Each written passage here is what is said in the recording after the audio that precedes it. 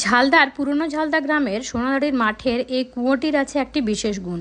কুয়োর জল একদম সাদা এবং গর্ত খুব বেশি না হলেও জল কখনো শেষ হয় না।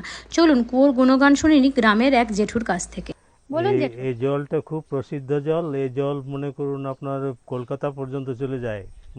যারা অনেক রিসার্চমেন্ট আসেন এখানে, এখান থেকে জল নিয়ে যান, নিয়ে পরে এখানে অনেক ওনাদের অসুখ বিসুখ, যে পেটের যে অসুখ জ্বালা যন্ত্রণা যেগুলো হয়, এই জলটা খেলে পরে অটোমেটিক ঠিক হয়ে যাবে, কোনো ওষুধের প্রয়োজন হয় না। কিছুদিন আগে কলকাতা থেকে কেউ এসেছিলেন, হ্যাঁ, জল খাওয়ার এসেছিলেন, জন্য? এখানে এসেছিলেন, একটা টিম এসেছিলেন এখানে। এসে যে আমরা যখন চান করি তখন এসেছিল, এসে মানে স্কিন ডিজিজ যেটা বলে, তাছাড়া আপনার পেটের রোগ যেটা, সেটা একবারে সেরে যায় একবারে।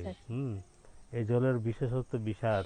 এটা বিশুদ্ধানন্দ মহারাজ যখন প্রথম আসেন এই মানে ঝালদা এলাকায় এই আশ্রমে, হ্যাঁ, বিশুদ্ধানন্দ আশ্রম যখন আসেন তখন প্রথম উনি এটা গাঁথা ছিল না, এটা একটা ভাঙ্গা ছিল একবারে, পুরো মানে মাটি খুঁড়ে পরে একটা চুয়ার মতো। এইসব আমরা সবাই মিলে এই কুয়াটা তৈরি করেছি। এটা চান টান করি আমরা প্রতিদিন, জল খাই, আমাদের খুব ভালো, আমাদের পেটের অসুখ হয় না।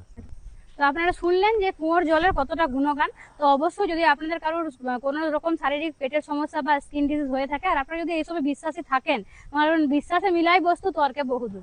যদি আপনারা বিশ্বাস করেন তাহলে অবশ্যই এখানে আসতে পারেন। এই কুয়োর জল খেয়ে আপনারা আপনাদের রোগ